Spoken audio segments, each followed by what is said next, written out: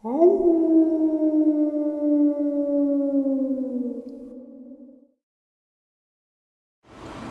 greetings and salutations, everyone. I hope everyone is doing well today, and welcome back to a bonus upload. Before we get into it, though, a couple links.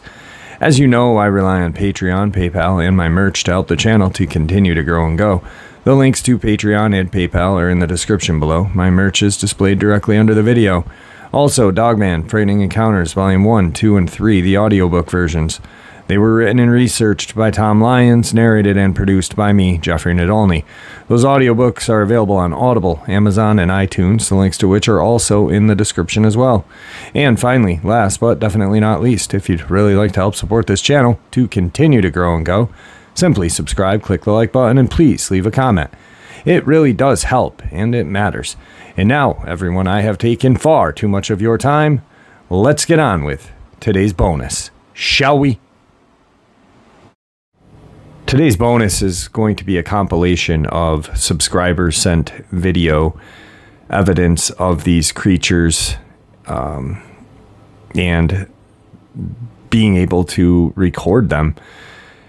I've shared them individually, but today I kind of wanted to share them again and also share a encounter that has not been shared on the channel yet and kind of look at the videos a little more.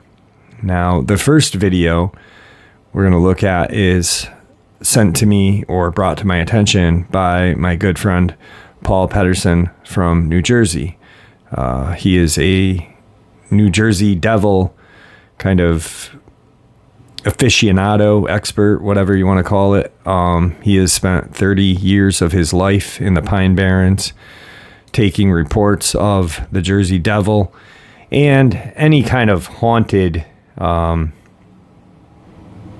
location in the Pines. Now, the Pine Barrens are absolutely enormous and a lot of strange things go on there. And this first video is what someone claimed to be a bear or whatever on their CCTV camera.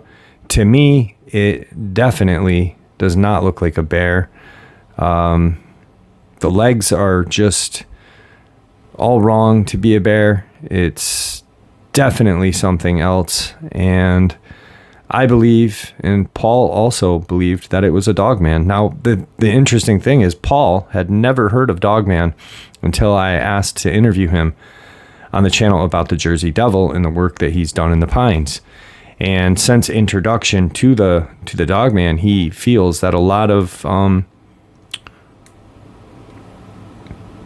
reported incidences with the Jersey Devil are a misidentification, and it is a Dogman.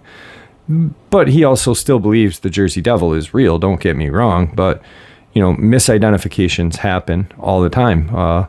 Tim Baker, he for the longest time thought that they were identifying Bigfoot and went back some, I believe, 15, 20 years later and looked back at his reports and said, whoa, these are different. These are something else. So let's check out this quick clip and you be the decision maker.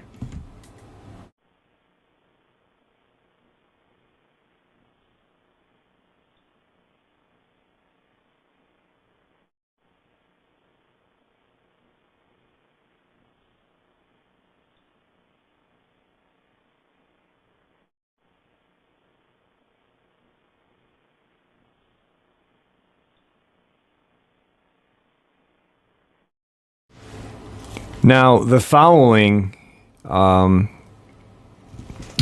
video, or it's actually a audio, is a subscriber from Louisiana, and there is swamp on all sides of his property. There are no cattle farms in his area, and he records this eerie sound.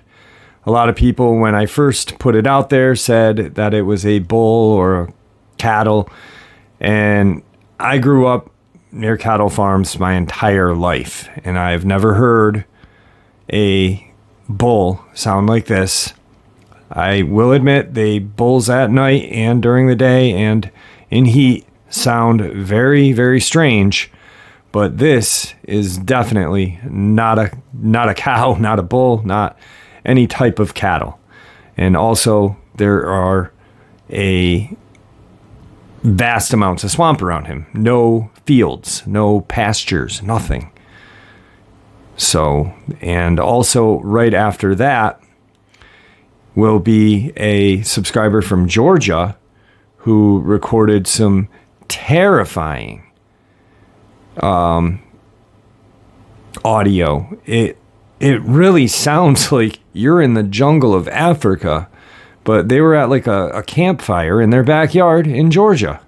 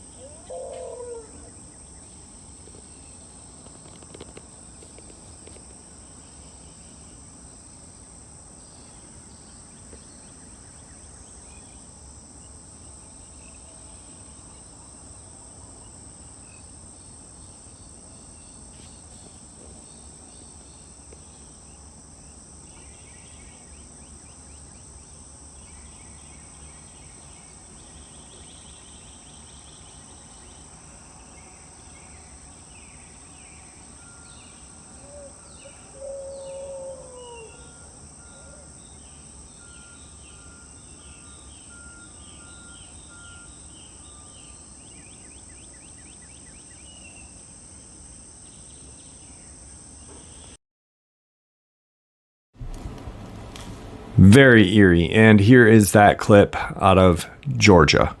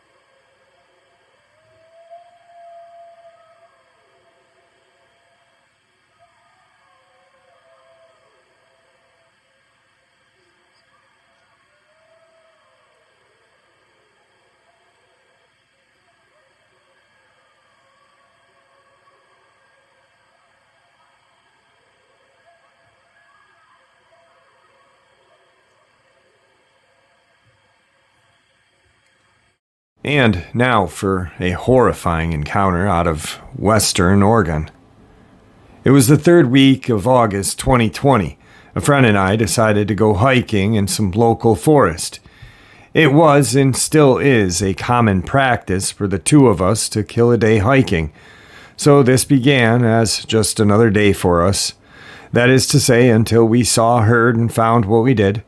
This particular trail was one that we had hiked at various distances, probably at least several times in the past, and we knew the area well enough for both of us to carry sidearms.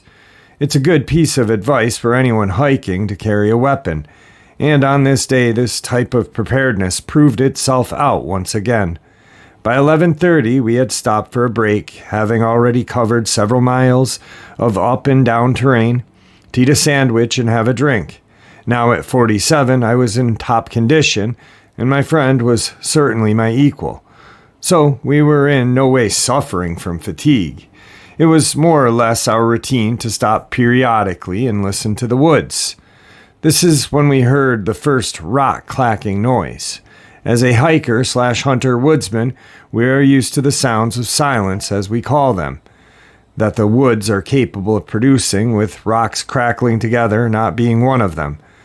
There was no need to ask each other if we heard the sound. Rather, we both stood up, grabbed our packs, and started to move towards where it had come from.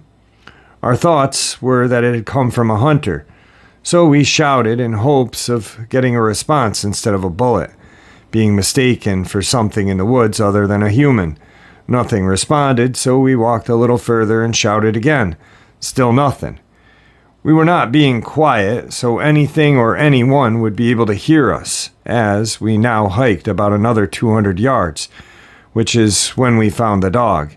Smack dab in the middle of the trail was a mutt, dead as a doornail and half starved from the looks of it, with its neck all twisted up like a wet paper towel. My friend shook violently, followed by saying that he had just gotten the chills, and I couldn't blame him. As for me, I had gotten a little something more than chills, as a feeling of extreme fear took hold of me.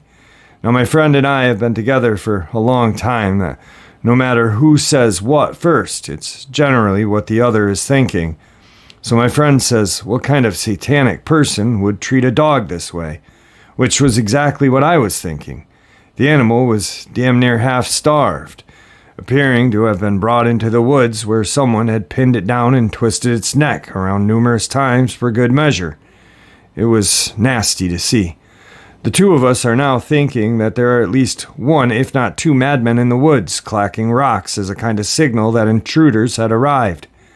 Both of us drew our firearm and sat still for a couple of minutes, hoping to get an indicator as to who or what was around us.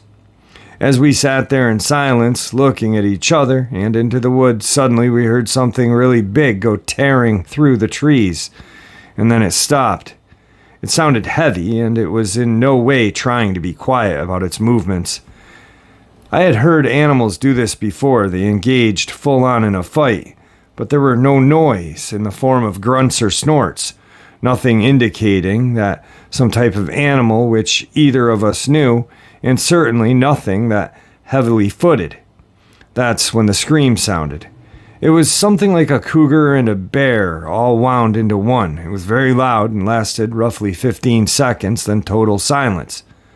I signaled to my friend with my thumb that we should beat it out of here, and we started to backtrack. As we started to move, whatever this was started to run down towards us, crashing through the trees and snapping branches. We stood our ground, guns drawn, and prepared to shoot. As all of the commotion stopped, we realized I had been holding my breath, and I took a deep sigh, signaling to my friend to keep moving, which we did. We now ran past the area where the dog was lying, and it was gone. But we were not going to stop and look around. We both knew the spot, and it was most definitely not lying there anymore. We started to trot, and whatever was in the trees started to run with us. I don't think it was more than 100 feet away, running parallel to us. The difference being we were on a trail, and whatever it was pacing us through dense brush. We had to run at a trot for a mile when suddenly we heard it no more. As we slowed the pace to catch our wind, once again my friend spoke, saying that was a Bigfoot or something, which was exactly what I was thinking. Now, back at the truck, we were in total agreement that nothing could have produced that sound that is known in these parts. That, coupled with the way it was able to run through the trees and the distinctive sound of its weight, I can't even not wrap my mind around how it could produce such a noise. It sounded like a metal tamper that's used to compact soil when you're lying in a brick driveway. Boom, boom, boom. Repeating again and again and again, deliberate. Now, some would say, what kind of encounter was that? There's no proof. So you found a dead dog and heard some loud noises. So what? All I can say is this. When you know something in your heart of hearts, you own it. I am convinced all of this was the work of a Sasquatch or something just as big that day. In my mind, it must have killed this stray and for whatever reason had dropped it or left it hearing us coming, but was not about to leave it there. It's only a theory, of course, with anything being possible. Anyway, that's what we experienced that day on a hike, believe it or not. Yeah, that's definitely terrifying. Just coming across a dog like that on the trail, and then to be bluff charged, thankfully enough, but then paralleled through the woods is an absolutely terrifying event. Man. All right, now we are going to move on to another video from a subscriber from New York, down in the Catskill regions. He was out in a kind of field, wooded state land where he saw what he said was a dogman jump out of a tree and run across the field, away from him, thankfully enough. Here's that video.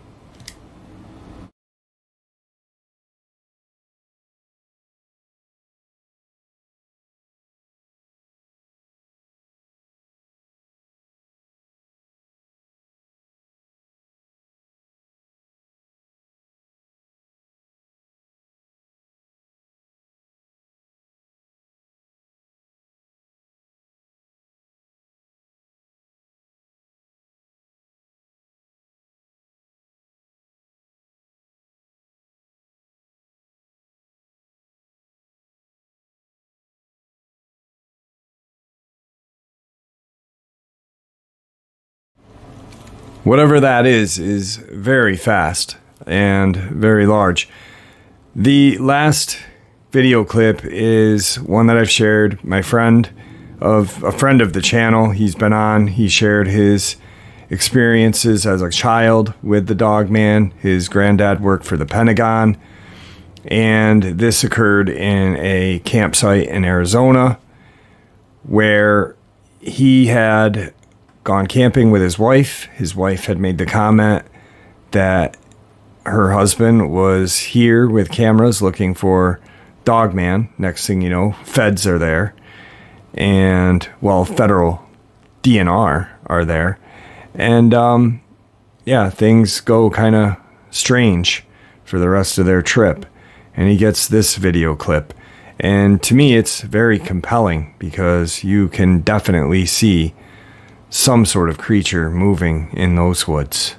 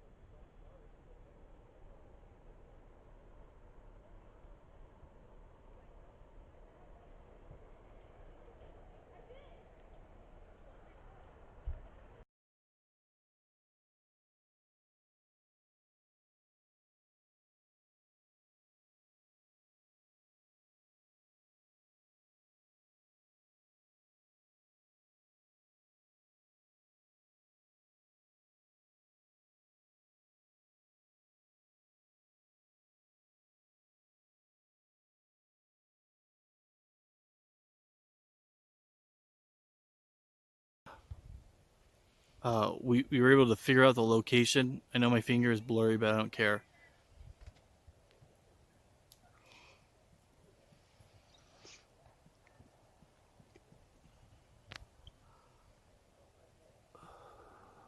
Excuse the finger.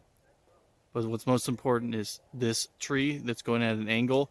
This is that angled tree that was in the photo. So I'm going to show you. It is it's quite a ways up there. Moving, moving, moving. Perfect. This is where it was. This is where the thing was. So I did some. My wife took some photos of me up there. Now I'm 205 pounds, 5'9". So to give you a reference to how big the item is, or item creature, that I squatted down, trying to see if something was squatting, trying to make the size as small as possible, and seeing how much space I would take. Like I said, I'm 200 pounds plus, and I'm 5'9". Okay, so I want to give you guys just a real quick explanation of what we saw. So the night that we were there, we were looking through the night vision, and I was looking for critters to see and test how powerful my night vision is.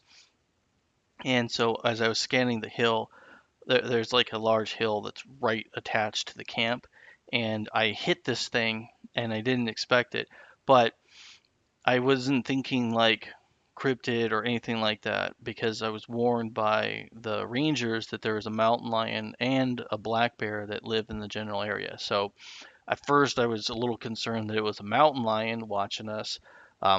I did take my spotlight and the thing disappeared. Like it wasn't there. Like literally it's there and then I hit it. There's nothing. That was really weird to me.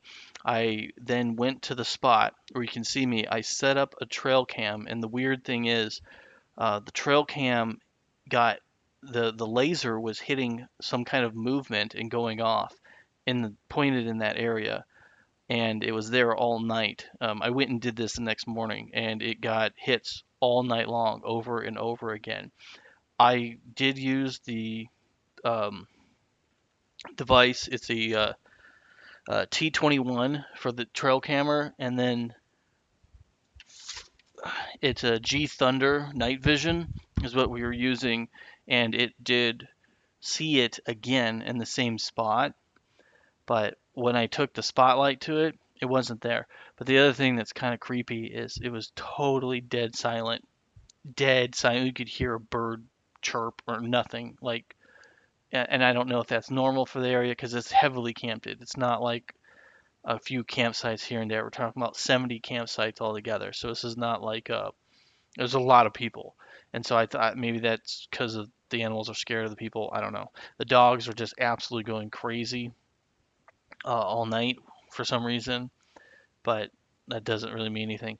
And then the other thing that's really weird is my wife made a joke to one of the rangers about how I was there with all this equipment to go hunting Dogman. And then after she told the ranger that, the feds showed up and they were showed up in, I think it was 5 vehicles showed up within an hour or two of that joke, and they were watching us at the camp for a while, and they were driving around everywhere like they were looking for something.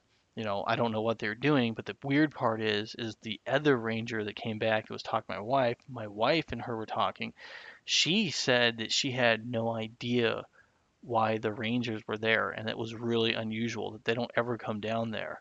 And she didn't know what was going on. It was kind of this weird awkwardness going on, but she didn't have like a ooh spooky awkward. It was just like somebody's in trouble or something. So it was kind of weird, and so I've been trying to get this information sent to Jeff, but every piece of equipment I have is malfunctioning and not functioning correctly. And so I had to do it this way. I had to actually spend 2 or 3 hours putting things on YouTube, uploading into my device. My OBS Studio wasn't working correctly, which is weird. My Microsoft Windows was failing. Like my phone won't transmit the images there. I was having problems with the trail cams getting them up in there. I mean, every piece of electronic equipment I have is like malfunctioning. All right, guys, I hope you enjoyed today's bonus upload. And thank you for all your support. Thanks for tuning in. May the Great Spirit watch over us all, and may He guide us down that path that we call life.